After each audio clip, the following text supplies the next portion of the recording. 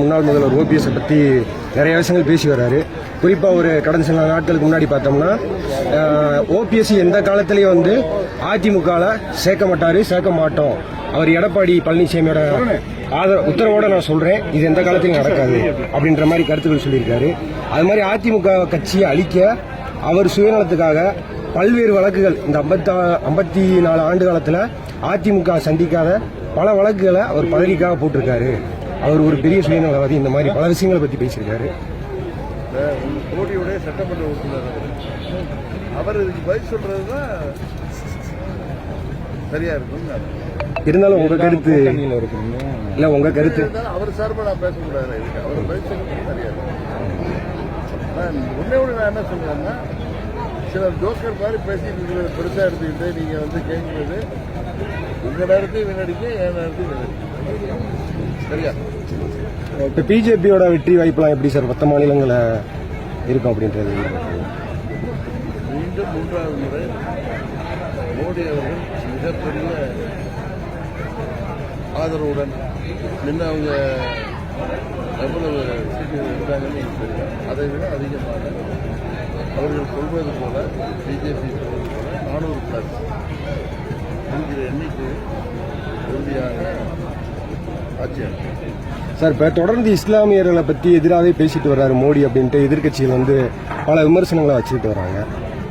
அதை பற்றி என்ன சார்? அவர் இஸ்லாமியர்கள் பற்றி எதுவும் அவரால் பேசுகிறார். இவர்கள் அவர் பேசியதாக போய் பிரச்சாரம் பண்ணியிருக்காங்க. மதவாதம்னா என்ன? ஒரு மதத்திற்கு ஆதரவாக பேசுறது தான் மதவாதம். ஒரு மதத்துக்கு எதிராக பேசுவது மதவாதம் தானே.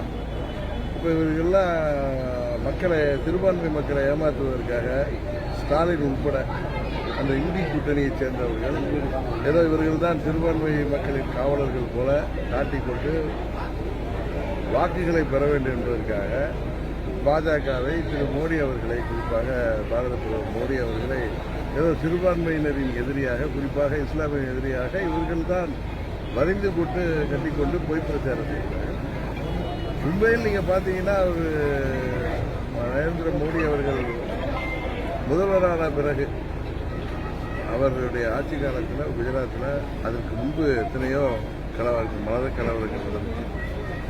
அந்த 2002 அவர் பிப்ரவரியில் அவர் பிரதமரான உடனே நடந்த கலவரத்துக்கு அப்புறம் அங்கே மத கலவரங்களே இல்லாமல் பண்ணாங்க. உண்மைதானே நான் சொல்லுவேன்.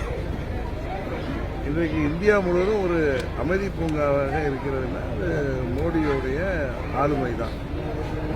இவர்கள் ஏதாவது சொல்லி மக்களை குழப்பி, குறிப்பாக சிறுபான்மை மக்களை குழப்பி வாக்குகளை பெற வேண்டும் என்பதற்காக திமுக உட்பட எதிர்க்கட்சிகள் செய்கிற பொய் பிரச்சாரம் தான் இது. இந்த பொய் பிரச்சாரம் எடுபடாது. இந்த தேர்தலில் அது உங்களுக்கு தெரியும். ஓகே.